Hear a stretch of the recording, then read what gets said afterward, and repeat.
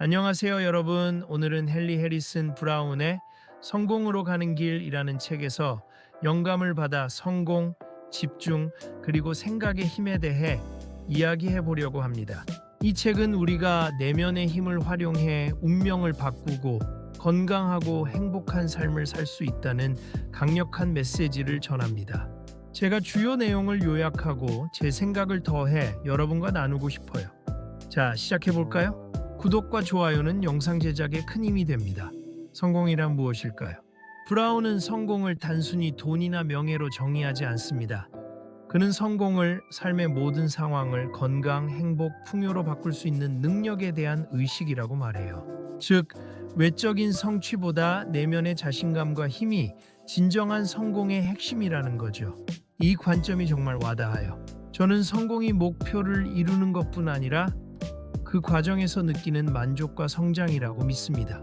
예를 들어 시험에 합격하는 것도 중요하지만 그 준비 과정에서 자신을 믿는 마음이 더 큰 성공 아닐까요? 여러분은 성공을 어떻게 정의하시겠어요? 성공이란 무엇일까요? 이 질문은 인류가 오랜 세월 동안 고민해온 깊이 있는 주제입니다. 성공은 단순히 부와 명예를 얻는 것을 넘어 개인의 삶에서 진정한 만족과 성취를 느끼는 상태를 의미하기도 합니다. 이번 글에서는 성공의 개념을 개인적, 사회적, 철학적 관점에서 탐구하고 성공을 추구하는 과정에서 겪는 도전과 성장, 성공이 가져오는 책임과 의미를 깊이 있게 다루어 보려 합니다. 또한 내면의 성장과 외적인 성취의 균형을 통해 성공의 진정한 가치를 재평가하며 독자 여러분이 스스로 성공의 의미를 되새겨 볼 수 있는 기회를 제공하고자 합니다. 개인적 관점에서 성공은 주로 자기 실현, 행복, 그리고 성취감과 연결됩니다. 이는 각 개인이 추구하는 목표와 가치에 따라 달라질 수 있습니다. 예를 들어 한 사람에게는 꿈꾸던 직업을 갖는 것이 성공일 수 있습니다. 화가 지망생이 자신의 작품을 전시회에 출품하며 생계를 유지할 수 있게 되는 순간 그는 성공했다고 느낄 수 있습니다. 반면 또 다른 사람에게는 가족과의 화목한 시간이 성공의 기준일 수 있습니다. 매일 저녁 아이들과 함께 웃으며 식사하는 순간이 그에게는 무엇과도 바꿀 수 없는 성취일지도 모릅니다. 이 관점에서 성공은 외부의 평가와 상관없이 내면에서 느끼는 만족감에 기반을 둡니다. 심리학자 아브라함 매슬로우, 에이브라함 말로의 욕구 단계 이론에 따르면 인간은 생리적 욕구와 안전 욕구를 충족한 후 사랑, 존중, 그리고 최종적으로 자기 실현을 추구합니다. 자기 실현은 개인이 자신의 잠재력을 최대한 발휘하며 진정으로 원하는 삶을 사는 상태를 의미하며 이는 개인적 성공의 궁극적인 형태로 볼 수 있습니다. 사회적 관점에서는 성공이 외부의 인정, 지위, 영향력과 밀접하게 연관됩니다. 예를 들어 기업가가 회사를 성공적으로 상장시키거나 정치가가 국민의 지지를 받아 리더가 되는 경우 이는 사회적으로 성공한 사례로 여겨집니다. 이런 맥락에서 성공은 개인의 성취가 타인에게 어떻게 평가되고 인정받는지에 따라 정의됩니다. 사회적 성공은 종종 물질적 보상과 연결되기도 합니다. 높은 연봉, 명예로운 직함 혹은 대중의 주목을 받는 것이 성공의 척도가 되기도 합니다. 예를 들어 스티브 잡스는 애플을 세계적인 기업으로 키우며 혁신의 아이콘으로 인정받았고 이는 사회적 성공의 전형적인 사례로 꼽힙니다. 그러나 이런 성공은 타인의 기대나 사회적 기준에 부합해야 하므로 개인의 내면적 만족과는 별개로 외부 압박을 동반할 수 있습니다. 성공은 결코 쉽게 주어지지 않습니다.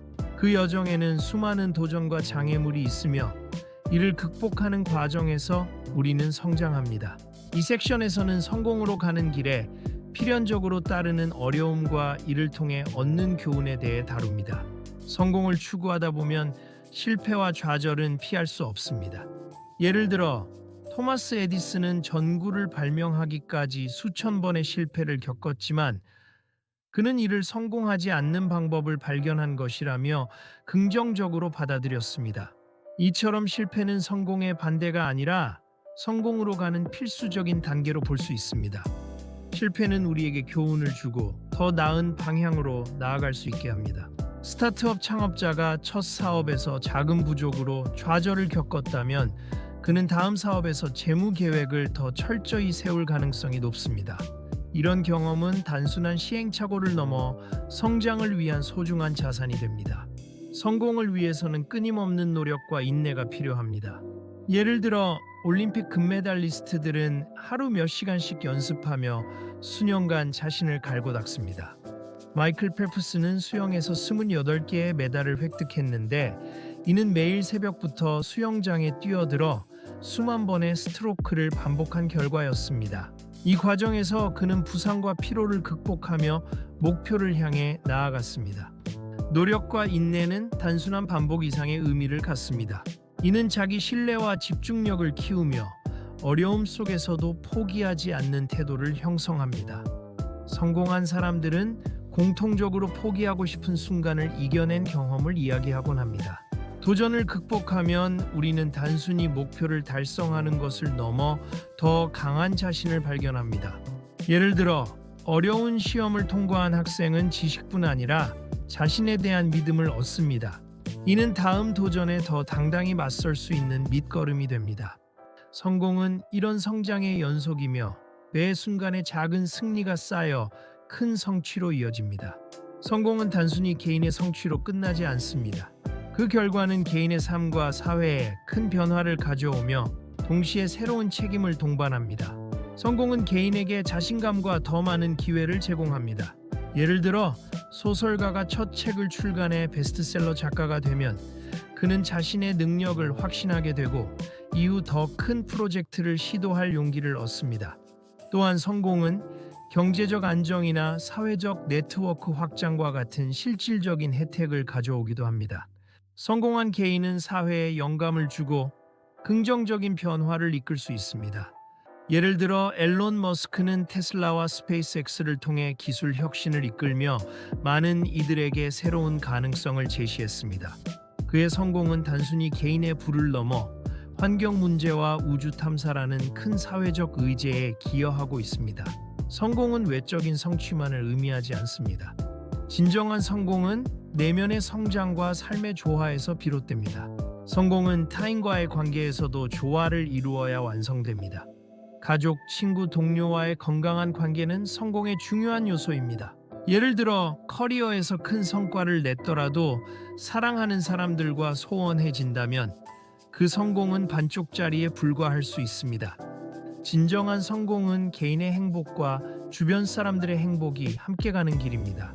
성공은 긍정적인 변화를 가져오지만 동시에 스트레스, 과도한 책임, 혹은 관계 소홀과 같은 부정적인 측면을 동반할 수 있습니다. 이를 인식하고 균형을 맞추는 것이 중요합니다.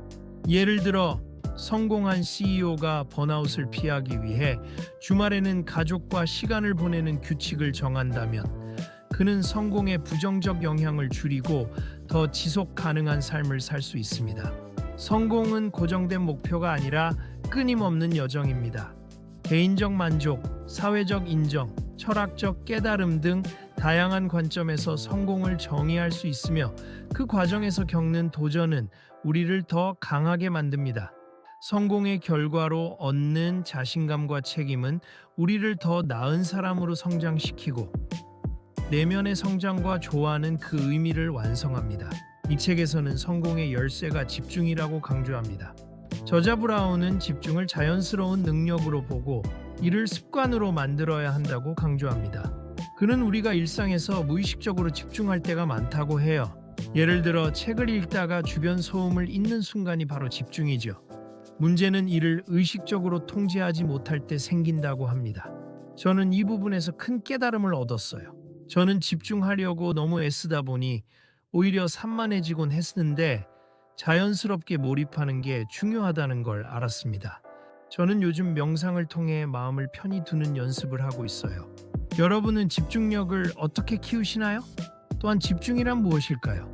집중은 한 가지 일이나 생각에 온전히 마음을 쏟는 능력을 뜻합니다. 브라운은 이를 우리의 자연스러운 재능으로 묘사하며 예를 들어 우리가 책을 읽거나 좋아하는 일을 할 때 주변 소음을 잊고 몰입하는 순간을 떠올리라고 합니다. 이는 마치 정신의 스포트라이트가 한 곳을 강렬하게 비추는 것과 같아요. 하지만 성공으로 가기 위해서는 이 능력을 무의식적인 상태에서 벗어나 의도적으로 통제하고 활용할 수 있어야 합니다. 왜 집중이 중요할까요? 집중은 우리의 에너지를 한 곳에 모아줍니다. 비유하자면 햇빛을 돋보기로 모아 불을 붙이는 것처럼 집중된 마음은 목표를 향한 강력한 힘을 발휘합니다. 이를 통해 우리는 더 효율적으로 일하고 문제를 더 잘 해결하며 스트레스를 줄일 수 있어요. 반대로 주의가 분산되면 에너지가 낭비되고 결과도 흐려집니다. 현대 사회에서는 스마트폰 알림, 소셜미디어, 멀티태스킹 같은 방해 요소가 넘쳐나기 때문에 집중력을 의식적으로 관리하는 것이 더욱 중요해졌습니다. 집중력을 높이기 위해 다음 3가지 방법을 추천드립니다. 첫 번째는 마음 챙김 연습입니다. 현재 순간에 집중하는 훈련이에요. 하루 5분이라도 조용히 앉아서 깊게 숨을 쉬며 생각을 정리해 보세요. 명상 앱이나 간단한 호흡 연습도 큰 도움이 됩니다. 두 번째는 구체적인 목표를 설정하는 것입니다. 막연한 계획 대신 오늘 30분 동안 보고서를 쓰겠다처럼 명확한 목표를 세우세요. 큰 일을 작은 단계로 나누면 집중하기 쉬워집니다. 세 번째는 방해 없는 환경 만들기입니다. 작업 공간에서 스마트폰을 치우고 알림을 끄고 조용한 음악을 틀어보세요. 물리적인 환경이 정신에 큰 영향을 미칩니다. 집중의 힘을 보여주는 예로 토마스 에디슨을 들 수 있어요. 그는 정우를 발명하며 수천 번의 실패를 겪었지만 한 번에 한 가지 문제에 집중하며 끝내 성공을 이뤘습니다. 우리도 일상에서 이런 태도를 적용할 수 있어요. 예를 들어 시험 공부를 할 때 한 과목에 25분간 집중하고 5분 쉬는 포모도로 기법을 사용하면 효율이 확 올라갑니다. 여러분은 생각이 현실을 창조한다는 말을 들어보셨지요? 당신이 생각하는 대로 된다는 말이 이 섹션의 핵심인데요. 브라운은 우리의 생각이 단순한 머릿속 이미지가 아니라 삶을 만들어가는 설계도라고 설명합니다.